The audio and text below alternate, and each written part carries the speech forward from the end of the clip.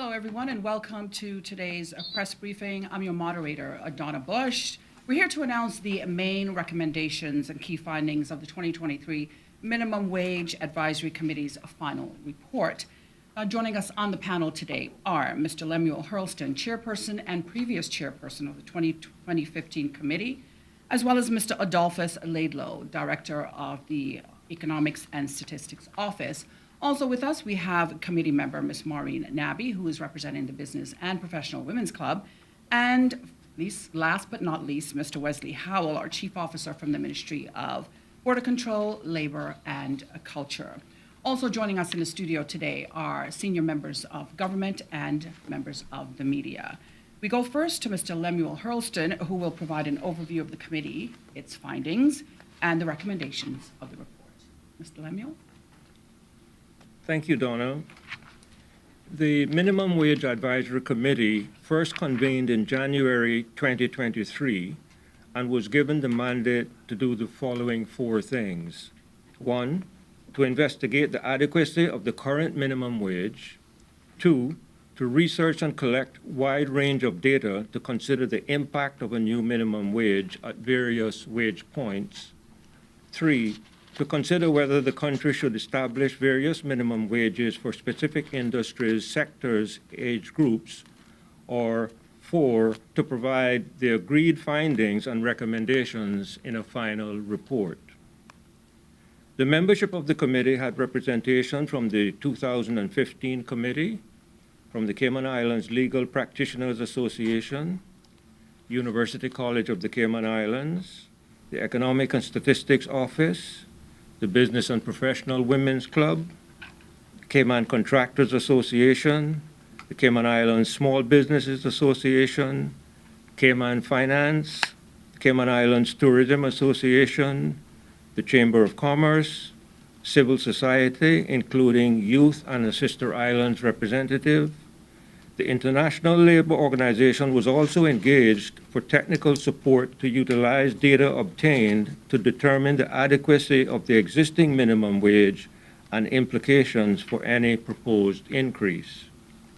The committee undertook a period of information gathering through efforts undertaken by the Economic and Statistics Office and through various consultation efforts, which my colleagues will speak to shortly. After this process was complete, we began a tripartite negotiation between the employer, employee, and civil society representatives to come to an agreed recommendation that everyone could get behind. One of the areas of debate was whether the committee should be considering a living wage instead of a minimum wage. A living wage is a wage that allows a worker to attain a socially acceptable living standard, and this approach is typically not legally binding, as a socially acceptable living standard is difficult to define legally. Alternatively, a minimum wage protects against undue low pay and ensures a just and equitable share of the economic wealth to all, provides a minimum living for unskilled employed persons, and helps to overcome poverty and reduced inequality. The committee therefore agreed that a living wage was outside of the current mandate and that a focus should instead be made on the upskilling of Caymanians to increase their earning potential rather than mandating businesses to hire low-skilled staff at high cost. Through this approach, a minimum wage gradually moves towards a living wage over time. After 37 meetings of information gathering and negotiations, the committee has completed its mandate and produced a final report of its recommendations for Cabinet's consideration. There are 5 main recommendations outlined in the report, and they are as follows. 1. A new minimum wage of $8.75 per hour. 2. A phasing out of the gratuity contribution to the base minimum wage for employees in the hospitality industry on approved gratuity schemes. The current contribution of 25% is to be reduced by 5% annually. 3. continuation of the household in-kind credits, a maximum of 25%, that is $2.19 per hour, in-kind credit for accommodations and utilities only to be applied to the $8.75 per hour gross minimum wage only for household employers with live-in employees beginning July 2024. 4, a minimum wage adjustment mechanism intended to systematically adjust the minimum wage using the Consumer Price Index inflation as a base every 2 years beginning in July 2025. This triggers an automatic adjustment of the minimum wage, resulting in one of the following, depending on the Consumer Price Index. And we produced a chart in the report itself which says that where the Consumer Price Index is less than 2%, there'll be no adjustment, no increment. From 2% to 3.5%, there'll be an adjustment of 25 cents. Above 3.5%, but less than 5%, a 50 cents adjustment. And in excess of 5%, to be carried over to the subsequent adjustment quadrennial minimum wage review.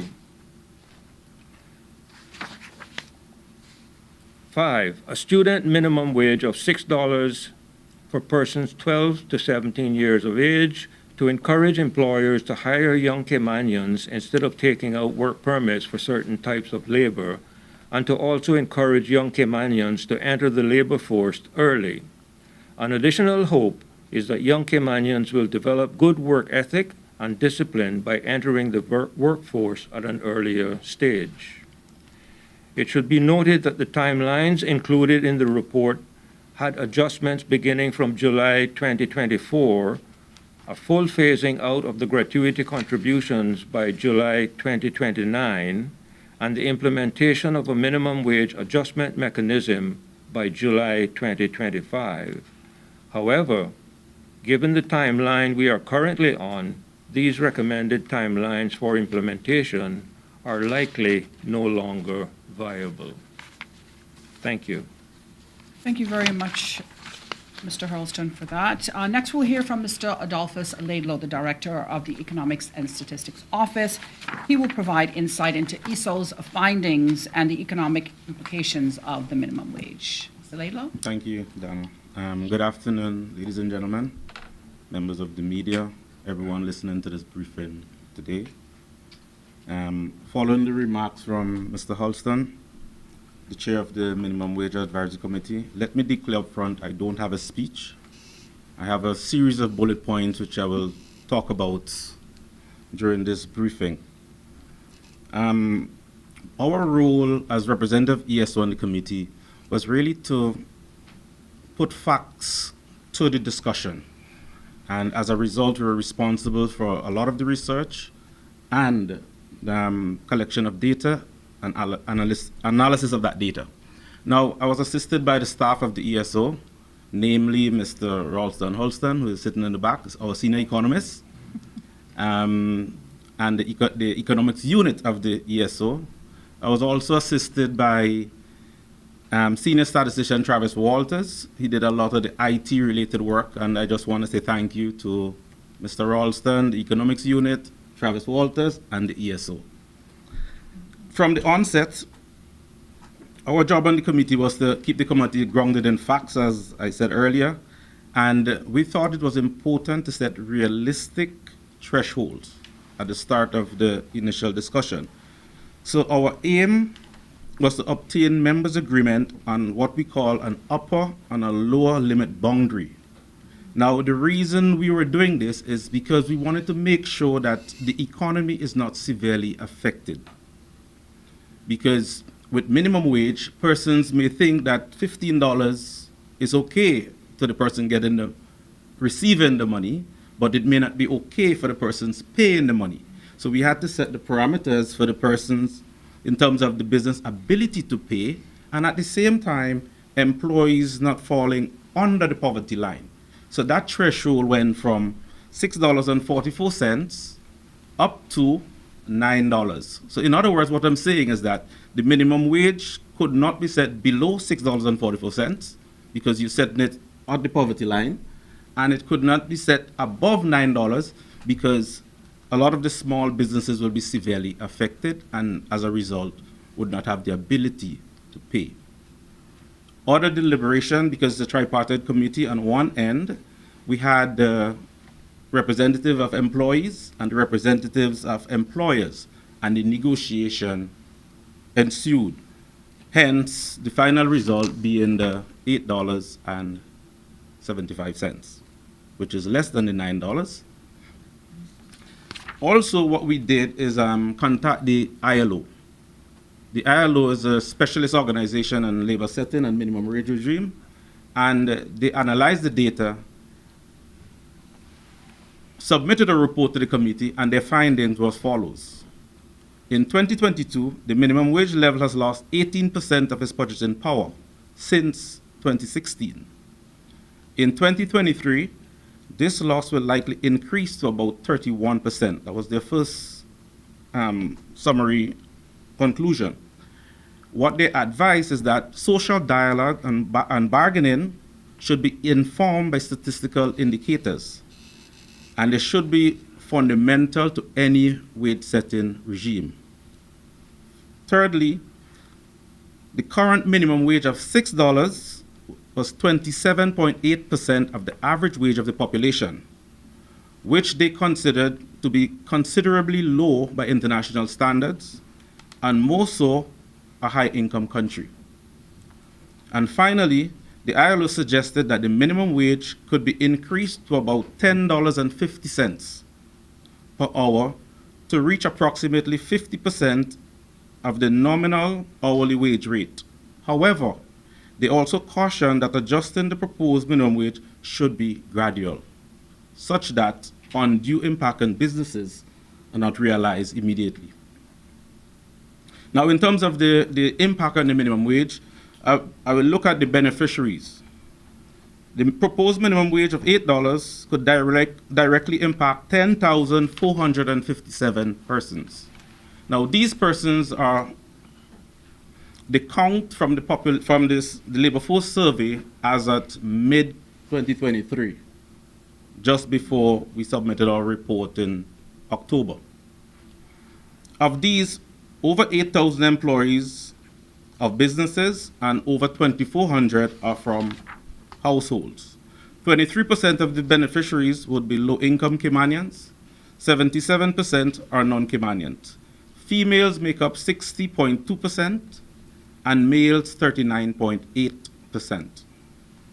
In addition to the 10,457 persons directly benefiting, another 2,200 up to 2,500 persons earning in the margin of 15% above the stated minimum wage could potentially see their income increase also.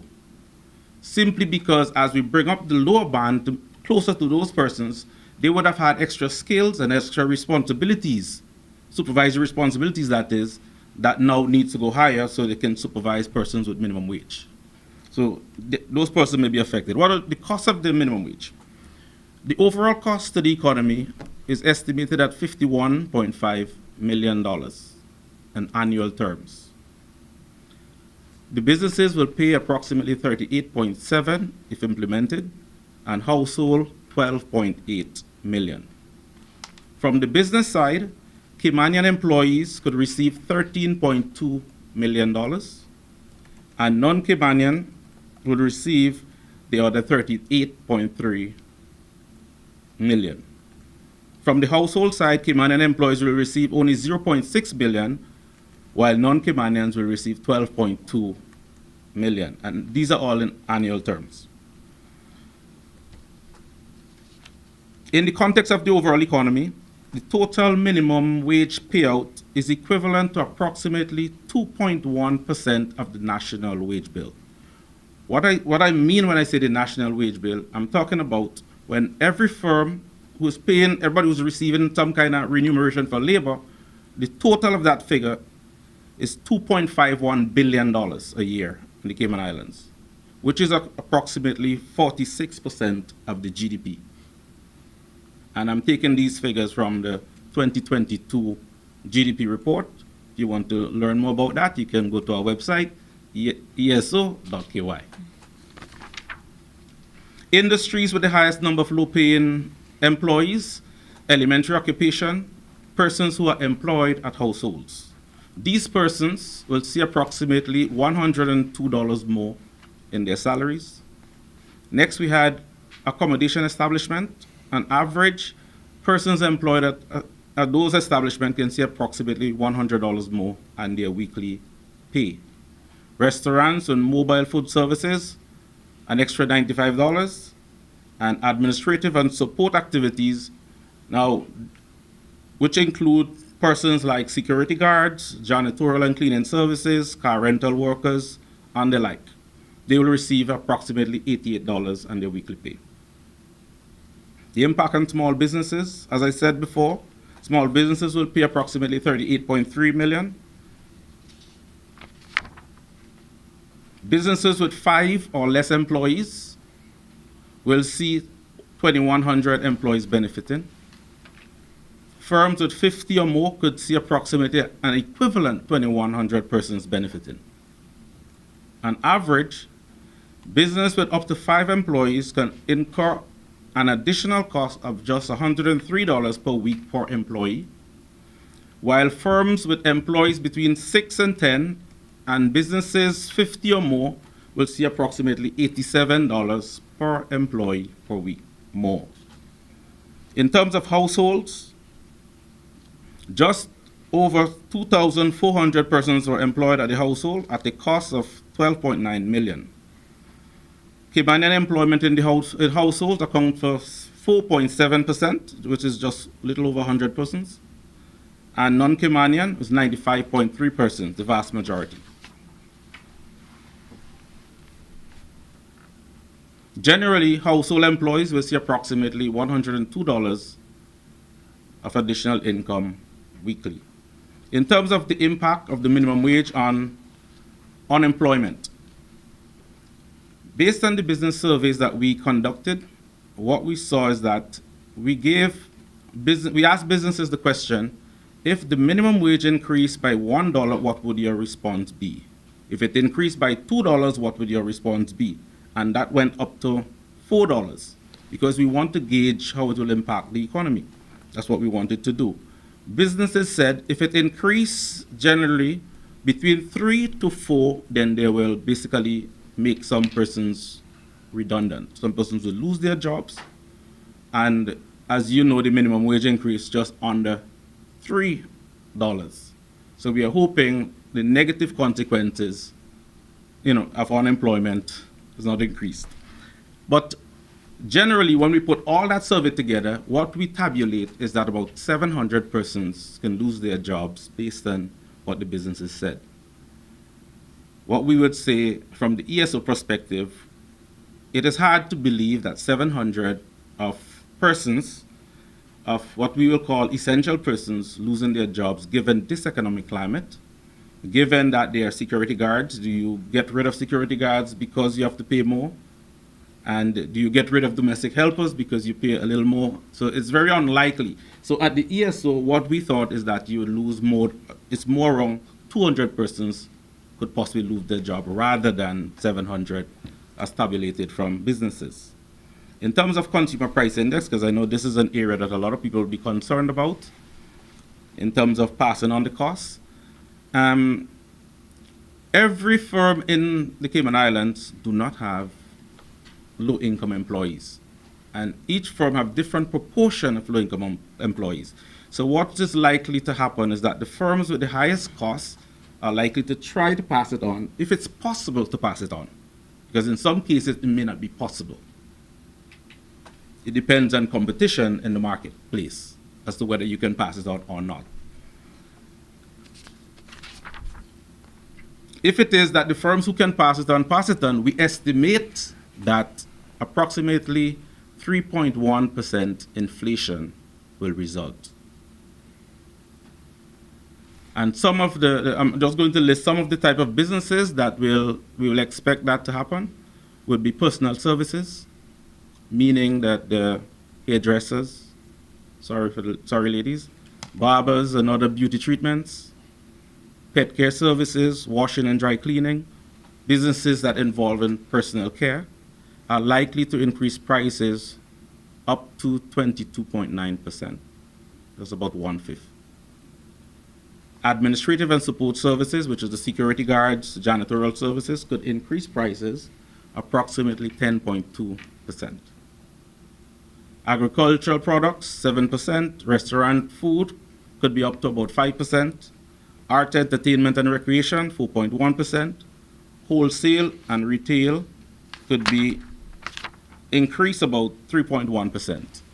In terms of economic growth, the extra spending for that 51.2 million can result in a 0.9% increase in economic growth. Now, in terms of inflation, I just want to take you back to one of the surveys that was conducted by the ESO.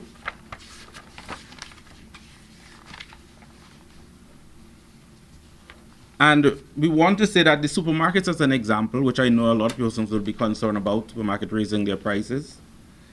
When we surveyed the supermarkets, they said that the average price that they can afford to pay was $8.31. And the maximum they'd be willing to pay was $12. So it means that the maximum they're willing to pay, we still have some wiggle room between that area. When we surveyed households, the household said that they're already paying $12 on average. So if the minimum wage is below that, then there should be no impact on the majority of households.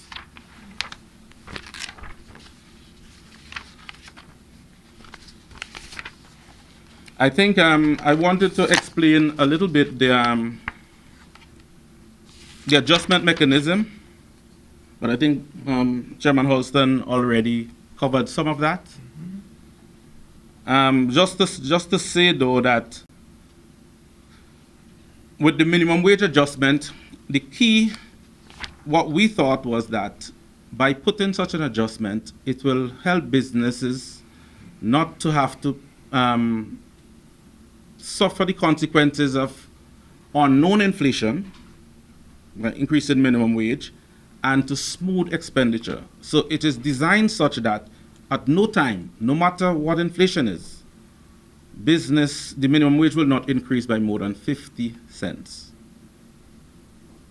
I just wanted to make that clear, no matter what. So if we take to say 2031, then with the 6 years between that time, the most the minimum wage can increase by is really $1.50, no matter the level of inflation if it's high. That's the most it can increase by. So with this, I think I gave a synopsis of the impact on the economy. And thank you for listening, and I hope I explained some of the issues, and I want you to go and read the report and see for yourself. All right, thank you very much, Mr. Laidlow. Next up is committee member Ms. Maureen Nabi. She represents the Business and Professional Women's Club. She'll speak to the public consultation that was actually conducted, as well as highlight some of the information that was gathered. Good afternoon. Thank you so much, Donna, and thank you for everyone who's tuned in. I'm going to take us through a little overview of the public consultation process, what that entailed, and a few key data points that have informed the final recommendations. So the public consultation, it was ensured public consultation and internal consultation were comprehensive, transparent, and fair. And you'll see that as I summarize some of the stakeholders who we engaged with. So the first piece of consultation was a set of presentations that was done to the committee during the committee's meeting times.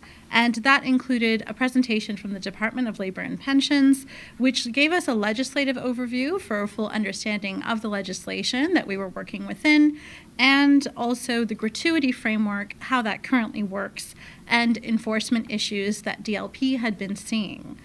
ESO, as Mr. Adolphus has referred to, also did a number of presentations. One of them was to help us understand the poverty line, the vulnerability line, what that means for Cayman in its current economy, methodologies, different methodologies we may consider and look at for determining the next minimum wage, and insights into how a change in minimum wage would affect Caymanians specifically. We also engaged with a consultation from the Needs Assessment Unit about how their current financial program works and how that actually may be impacted by any change to minimum wage. Work also provided its insights into particular jobs and profiles and industries that pay minimum wage currently, and the level of education currently associated with those on average. The Ministry of Social Development provided some insight into what the Financial Act of 2022 means and how it impacts minimum wage. And then we actually had an open call to employers and other business stakeholders and employee groups, advocacy groups, to say if anyone had any interest in coming to present to us, that they could express that interest and we would engage them for a presentation. So a number of organizations did take us up on that offer, and some of them sent written recommendations and thoughts, while we actually had 3 presentations from the Chamber of Commerce, one from the Cayman Islands Tourism Association, and one from the Cayman Contractors Association.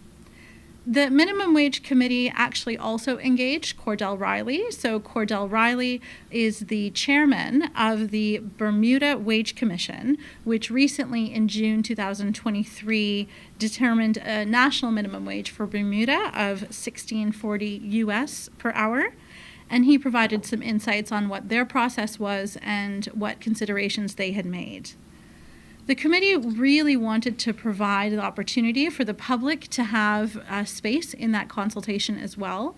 And so the committee, on behalf, in collaboration with the ESO, conducted 2 surveys, a household survey and a business employer survey. The household survey included a question on the spring 2023 labor force survey as well.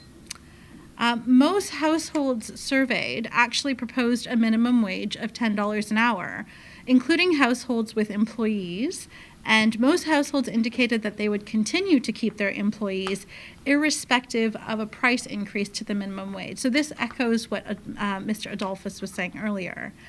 Over 350 businesses participated in the business employers survey, and the results indicated an average recommendation of $8.49 per hour. The committee also conducted a comprehensive public engagement exercise, which included town halls, virtual and in person, and a number of surveys. Over 10,000 people took part in that, and a lot of time was dedicated to engagement on social channels as well. Online surveys provided us with the largest set of data at over 5,000 responses. Just under 60% of the people who responded indicated that they were Caymanian. There was an overwhelming support from the consultation for an increase in the minimum wage, and also an overwhelming support for a balanced approach that sufficiently considered employers and the impact on employers, as well as any negative impact that may occur on local businesses.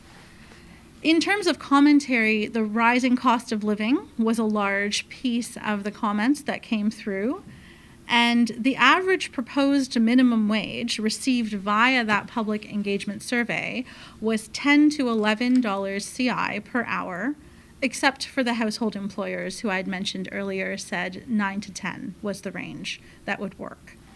A sample of organizations were also invited to participate in an online survey specific to them, and of the responses, 88% expressed that the current minimum wage was insufficient, 81% indicated that it did not meet the basic cost of living in the Cayman Islands, and 100% of those respondents indicated that it needed to be increased, with 54% of them indicating that an increase of $4 would be acceptable.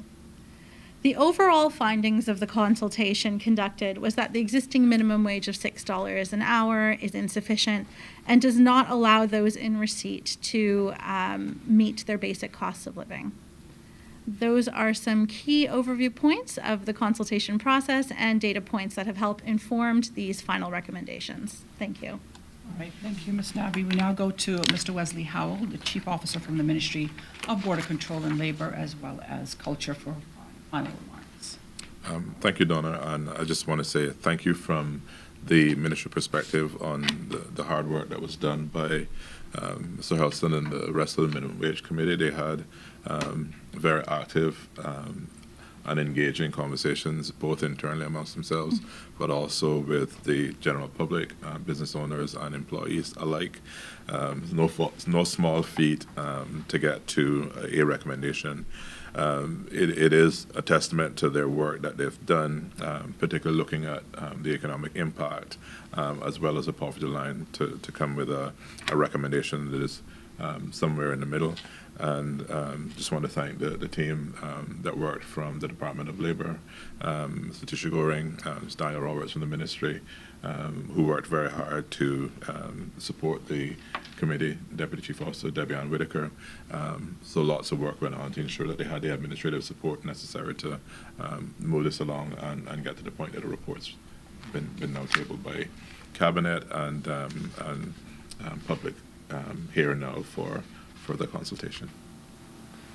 All right, thank you very much, Mr. Howell. It's time now to open up the floor to members of the media. We begin with Ms. Reshma from the Compass. Thank you very much, Donna. Good afternoon, everyone. I guess my first question is, where's the minister?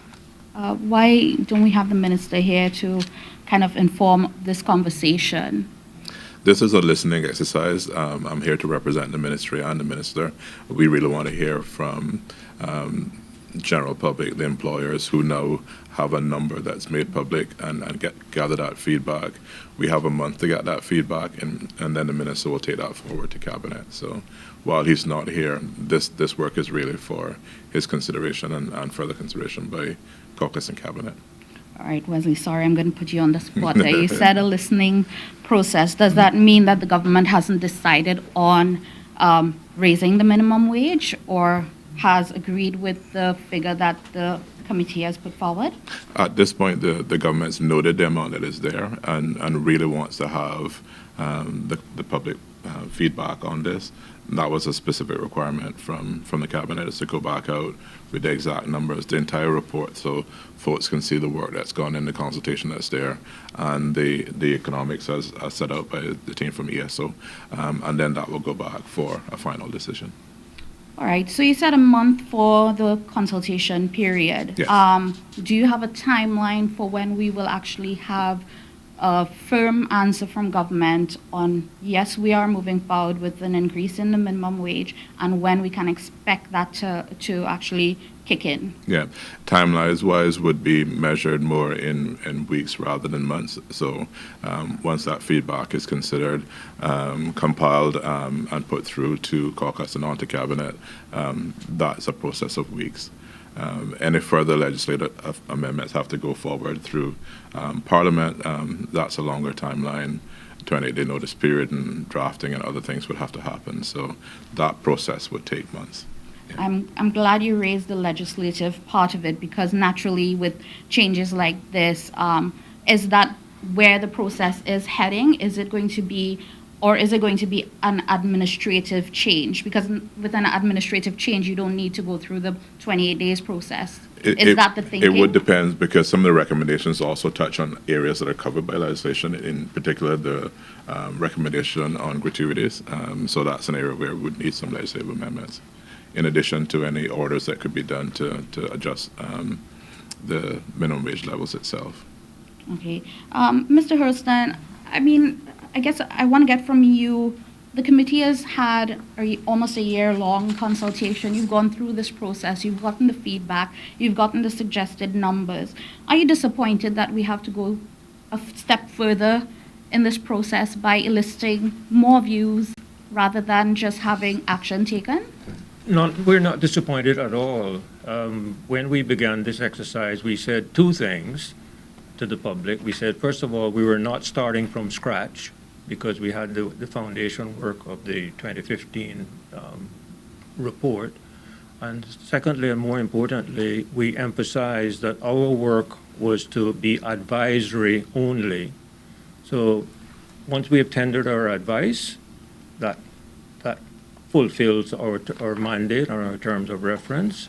And now it is entirely in the hands of the ministry and the government to decide, A, whether they will accept the recommendations or not, and B, what sort of timeline would be associated with whatever they approve for implementation. So we're not disappointed. It's just part of the governmental bureaucracy and process.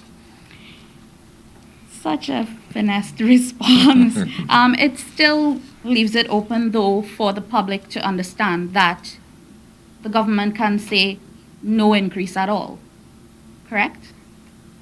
It's a political decision to be made in relation to amending an order for minimum wage, but with the amount of pressure that's being applied by your agency and others, the government is really, I think, at an option that this has to be done in relation to minimum wage. It's been quite some time now since the minimum wage has been looked at.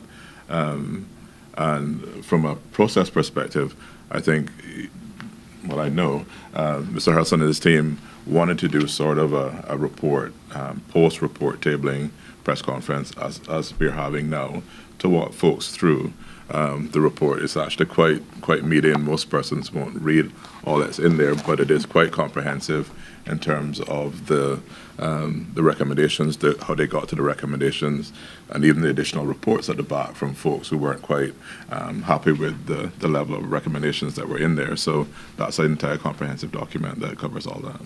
Okay, my final question.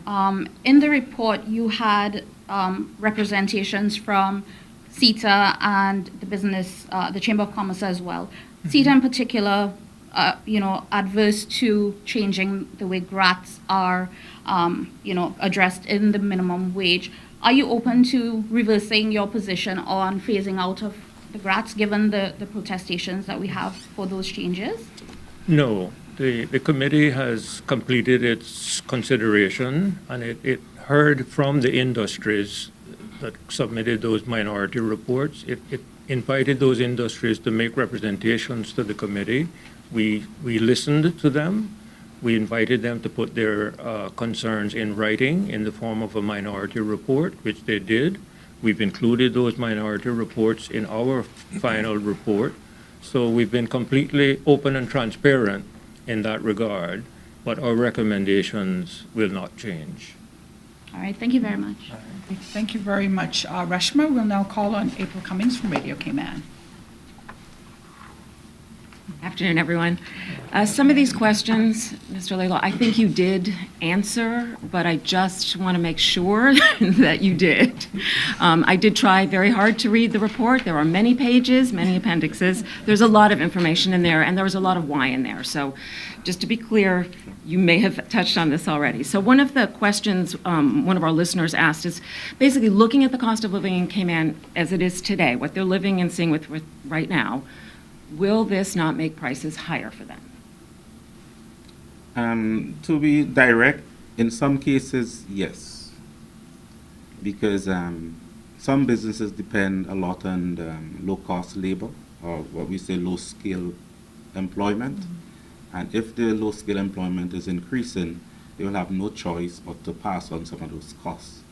What we try to make sure in the committee is that it's not within the grocery shops and the food component of it.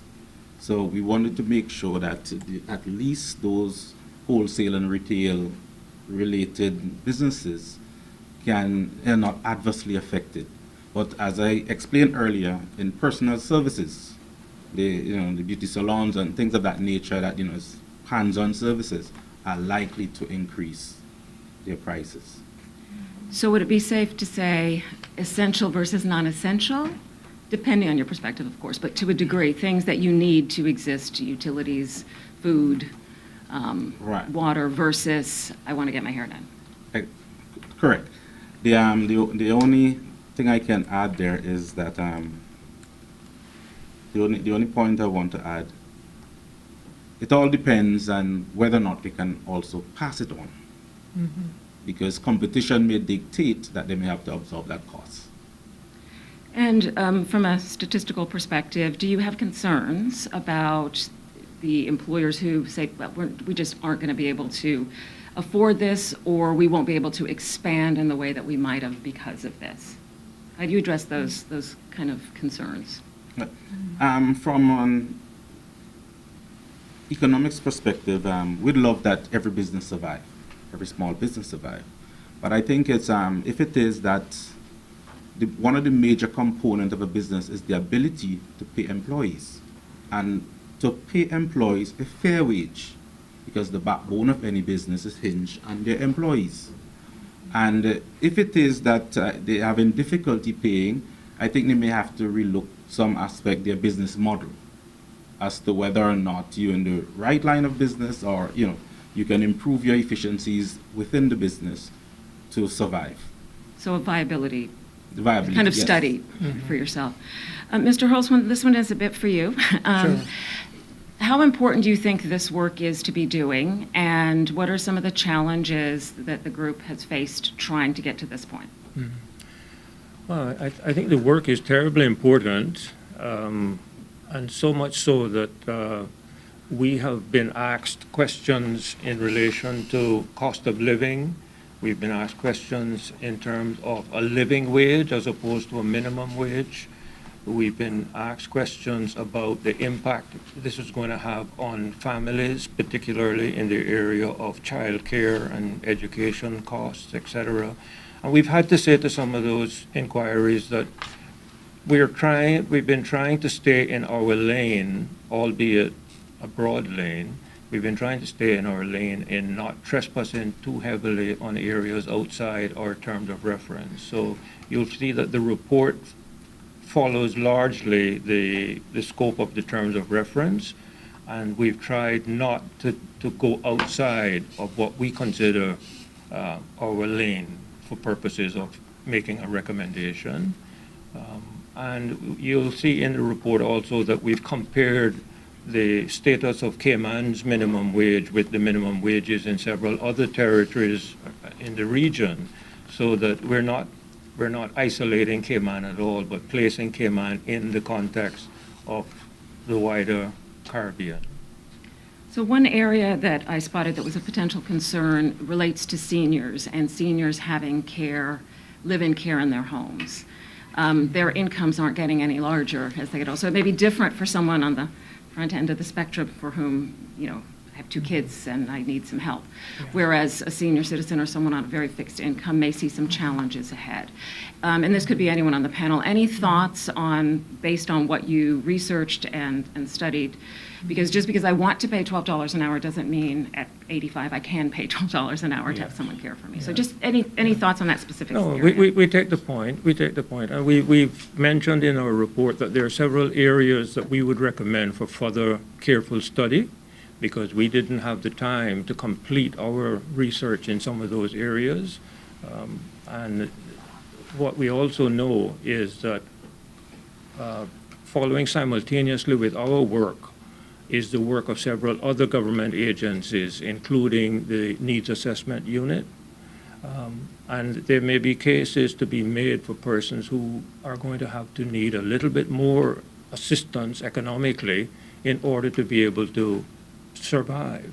And if that is the case, we've been assured by the ministry responsible for the NAU that will be taken into account. And persons who are now being reassessed for their current registration purposes may benefit from an increase in the allowance that is provided to them. And then finally, the last question, this also was from a listener. Their concern was about how, as you pay more and more money goes into the labor force, if you will, their concern was about how much money may be leaving the island versus staying. maybe not, I'm not sure that's in the parameters or not, but I figured from an economic perspective, that would be an interesting area. Do you have any insight on that? I didn't get to that page if it was in there. Right. Yes, we did consider in the estimation of the GDP growth, what proportion of the increase in the minimum wage will leave the country. So we only factored a portion of that, which is basically 80% of the minimum wage will be spent in Cayman. And we're assuming persons who are maybe from some external origin may well, send home 20% of that increase or so. But we really factored that into consideration, and the GDP will still expand with the additional spending. Not only that, we looked at also the social issues, whereas housing, persons with a little higher income may be able to afford somewhere better to live. So that money will be spent throughout the economy. Probably the landlord may be Caymanian, and the person renting may be non-Caymanian. So we basically passing the money through those persons into the economy and into maybe homes of Caymanians. Thank you very much for your time. Appreciate it. April, thank you very much. Just a quick note to members of the public. If you'd like to email your feedback, you can do so to this address, minimumwage@gov.ky, and the deadline is April the 9th. All right, I'd like to call next Wendy from, okay, we're going to call Ralph from the Caymanian Times. Good Ralph? afternoon, Donna. Thank you. First of all, I want to congratulate Mr. Houston and your team for such a comprehensive report. I think it's overdue. Now, what might take a longer time is the implementation. So my first question to you, sir. From what I'm hearing, we will be doing some more events to get feedback from the public. That's what the minister and the chief officer said. From the time you spent on the road having those meetings, in your mind, was the response from the public acceptable? In other words, do you think enough people came out to listen to this important issue from your team? Yeah, yes. From the committee's point of view, we believe that we did as thorough a consultation as was necessary for the purposes of determining the results that we have recommended. But we are perfectly happy to go back on the road again with the recommendations in hand and listen a little bit more carefully and keenly, because two things. We note very much, in particular, the recommendation of the International Labour Organization, whose recommendation is that one must be cautious and careful in not recommending too high an increase all at one time. And the word that they used in their advice to us was to have a more gradual increase. So for those persons who are clamoring for $15 an hour, it would be nice if we could afford it, and if businesses could afford it, and if no one suffered any loss, that would be very nice. But we have to be a little bit more practical and realistic about that. Also, if we note what happened in the case of Bermuda, who has introduced the $16.40 an hour U.S. minimum wage, they took the decision politically that they wanted to move from a minimum wage model to a more livable wage model. So they have sort of taken and bite the bullet. We may get to that stage sooner rather than later as well, but we thought that we would start with a more gradual adjustment. And we knew that $6 an hour when it was first introduced was low. We knew that. We erred on the side of caution when it was first introduced. Now we're taking another step, and we'll take another step in another 4 years, and we'll probably get closer to a livable wage by that time, I believe. Thank you very much. My next question, Mr. Little. You mentioned that companies may have to change their business models to implement some of these changes, the minimum wage changes. Do you think companies will reduce their reliance on work permit holders? I'm sure, as generally what the literature said regarding that is as minimum wage increase more, companies then require more skill. So it is likely that persons, as you get higher along the wage bracket, they are likely to put more skill requirements on those jobs. So it may be that the person who has skill, whether it be Caymanian or, non-Caymanians, it may well get rid of some of the on-skill or the lowest levels of skill going into those. So it's quite possible, based on the literature and the experience in other countries, that some of them may move away from the low skill labor to higher skill. Okay, thank you. And my final question is for the Chief Officer. Mr. Wesley, there have been complaints about employers not paying the right wages to some of the employees. They're cutting their weekly wages by a certain number of hours. Who monitors these changes, and if a new minimum wage will be put in place, will there be a regime to ensure that these issues don't occur in the future?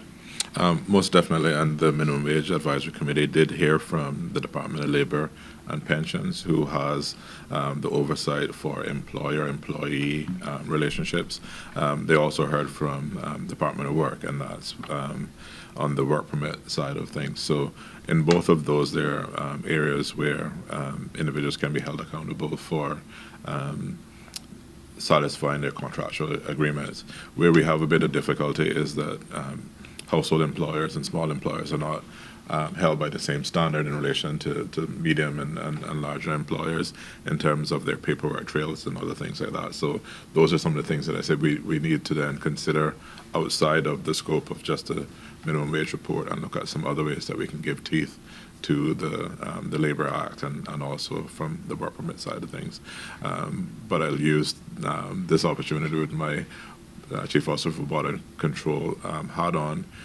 If employers are, in particular foreign labor, are holding work permits for persons that they don't have sufficient work for, then the onus is on them to advise authorities that they no longer require those resources, so the person isn't left to work illegally or commit other legal acts within the country.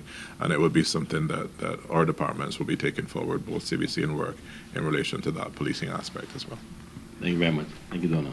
Okay, thank you very much, Ralph from the Caymanian Times. Before we move on to Wendy from the Cayman News Service, I do have one question from the general public. It reads, hospitality industry workers were not represented fairly as they were warned against speaking out by their employers. What precautions were done to mitigate against this major conflict of interest? Should I repeat the question? Yeah, there were a number of facilities for folks to give their recommendations, as they are now going ahead. The hospitality area has been one that did have significant discourse. There are some other matters that were aired in Parliament in relation to a shift from a gratuitous portion to resort fees and other fees that don't pay into gratuities.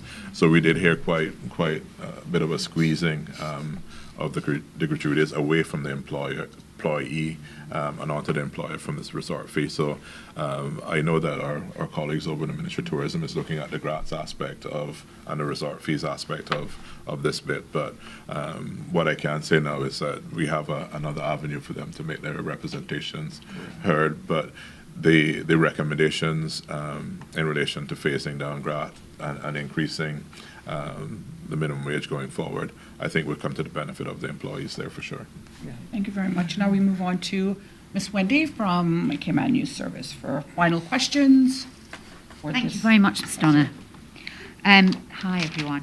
I'm going to go straight in. I think a lot of people are going to say that this is still inadequate, especially given how terribly inadequate the $6 was and the inflation environment that we've had since.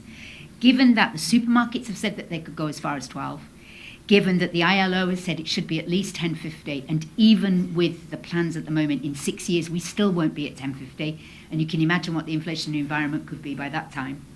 And the fact that you have said that we would be looking at perhaps a loss of 700 jobs, or thereabouts, 70% of which are not Caymanian. Why is it that you have gone so low ball? and not gone for the $10? We don't consider that we've gone low. We've considered that we've gone very near to the upper limit that was recommended to us by the model that the Economic and Statistics Office just explained. We started out with the vulnerability line as the bottom, and we went nearly up to the maximum that was recommended of $9, I think it was. $9. Yeah, we've landed at $8.75. And Who recommended $9? no, that was the result of the survey that was carried out by the Economic and Statistics Office. They surveyed the large business employers on the island, and they asked the question about increasing the minimum wage by $1, $2, or $3 an hour. And they said anything more than $3 an hour increase, they would have to pass on that increase to the consumer. So we know that inflation is the elephant in the room, and we have to be cautious that we don't feed that that inflation giant. Are you not? That's one thing, but it seems to me that there's an awful lot of other evidence that suggests that they could manage it, and that businesses are always going to say we're passing on. And like what you said earlier about many just have terrible business models, and that's why they're passing the prices on, because they're just really bad at business. So where you've got all of these other people, especially the grocery stores, which is a very clear indication, if Foster's can afford to pay $12 an hour, then I'm sure that Security Centre can too. So you have that situation where it seems you've taken the evidence from just one place that says we can't afford any more than 4, and ignored all of the other, especially given the recommendations of the ILO, which is saying that you should be at least 1050 in a phased way. But if we can't even make it to 1050 in 6 years, how's that meeting? And you're talking about even $10 an hour would still be only $1,600 a month on an average 40-hour week. Yeah. So I think I think people are going to be asking, and especially as we're now looking at, there's no sign of the minister. The minister has already said that he didn't like what your recommendations were in Parliament when he recently came out. It was going to be too difficult. That the whole situation, it seems, is by the time we get there, 8.75 is going to be just as bad as 6 was several years ago, if you get what I'm saying. That we're playing catch up. And that we're not doing we've not put forward something that could really help us catch up. Yeah. I'm just saying what I think people, And how I people will think view there are this. lots of people that will agree with you. And Cayman has a history of catching up. We have a history of waiting until things are really in dire straits before we take steps to remediate them. And this is just another good example of how we could have taken steps earlier and didn't. But remember, we had COVID in the middle of all this as well. So there are several extenuating factors that impacted our ability to keep this one current. But it is important for the public to understand that whilst we want to reward labor fairly, we also want to take into account the capacity of businesses to be able to afford that labor. And there's therefore a balancing act. And in this case, it was a tripartite arrangement of employer, employee, and independent persons working together to come up with a recommendation. Now, if the government believes that our recommendation is not generous enough and they want to increase it, by all means, that would be fine. And the advisory committee is nothing more than advisory. And if I may add also, Wendy, and in terms of setting the $9, what we did is evaluated the data not from the minimum wage surveys, but from the national accounts. Every year we survey businesses for what they're doing. They will send us their financial statement, those will have, or they will estimate what their financial statement is. And the same ILO advised that the minimum wage should set such that there's not undue disruption within the business community. And when we look at the data, what they're earning on average per hour, for the preponderance of small businesses, we recognize they could not absorb more than $9 at this time. Now that this report is out, they have more leeway to say, well, in the future, maybe the minimum wage will be increased, so they will look back at their own business model. Okay, fair enough. Okay, talking of, just going back briefly to the minister who's not here, and obviously his comments about that. Mr. Wesley, will you be advising the minister to recuse himself from the discussions regarding the minimum wage, given that he is an employer of low-paid workers and that this will directly impact him? That would be a matter for the minister himself to do, but he is the Minister for Labour and has the responsibility here. What I can share, though, is that where those shrinkages would come in relation to people not being able to pay, a significant portion of that are small businesses and individual employers. I did ask Adolphus before we started what the average salary is for Caymanians as of his last survey, and it was somewhere around 40,000. So to do the math on that, it's about $20 an hour. So someone making $20 an hour, in my view, I'm no statistician, would not be able to afford to pay a domestic helper $12 an hour. That would be a non-starter.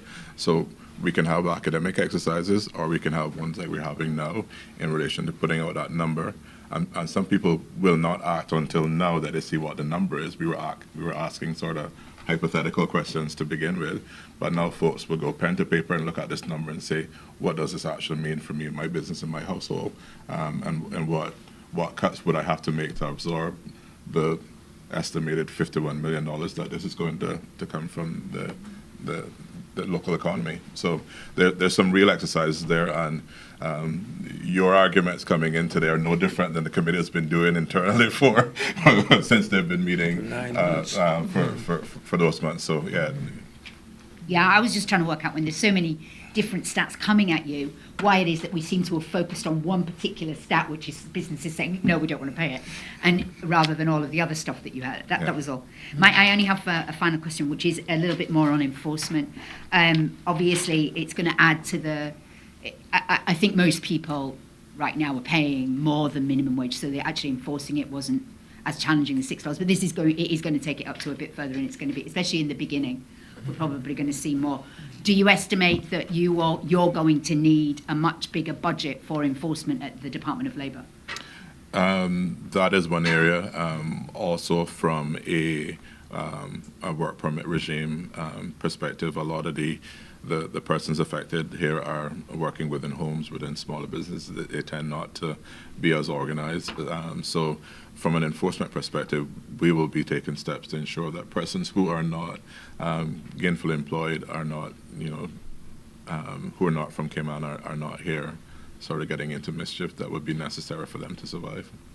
Okay, but do you see that this is actually going to add to the enforcement that you are? Oh, absolutely. Yeah, so will you be seeking a bigger budget for 2025 now? We do have some additional positions in the budget, but we'll see how the demand pans out in relation to there. In other words, you're going to ask, but you might not get. Well, we've already gotten some, is what I was trying to say, but will depend on where that goes. But again, the government's budget is a matter for what the public can afford to pay from a revenue perspective, so that too has limitations.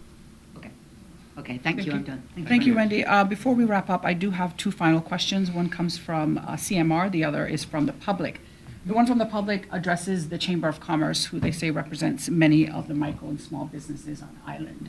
What kind of feedback was received from the Chamber, if anybody's able to speak to that? Well, we had the president of the chamber come in and do an oral presentation, followed by a written submission. And of course, a former president of the Chamber's Council served as a member of our advisory committee. So we had full consultation, and the Chamber also submitted a minority report, which is part of the committee's report. So we've had complete transparency and an open dialogue with them. Okay. Yeah. The other question, Mr. Lem, I think you already alluded to this, but the recommendations timeline, the question basically asks, it's from Mr. Howell actually, but I know that Mr. Les said something about it earlier. It says that the implementation of the minimum wage could take months. However, the committee gave certain timelines for this to be put in place. If these timelines are not followed, wouldn't this affect what the committee has actually suggested? And wouldn't this mean the recommendations would then become invalid? Are the recommendations time sensitive? No, the way that we have designed our recommendations, we've linked future increases to the consumer price index. So we're trying to take it out of the realm of just politics, just for political decisions alone. And we're trying to implement a mechanism that will be triggered based on economic activity and the consumer price index. So I think the model that we're recommending is a more stable model going forward. Okay. As we wrap up, any final words from anyone in the panel? Just a reminder for individuals that the feedback can be given to minimumwage.gov.ky. You can also write through to the ministry in sort of old-fashioned handwriting. And the committee will be on Radio Cayman on Friday. Also trying to get to a wider audience and solicit feedback on the proposed numbers, in particular the number that is there, but also the proposal on the gratuities and how that affects the increases over the next 5 years in that sector of our economy. Okay. Well, as always, thank you to the panelists, the public, and the media for joining us today. You can watch this press briefing online at the Cayman Islands Government YouTube channel on demand at any time that you'd like. For now, I'm Donna Bush. Thank you for joining us. Have a great evening.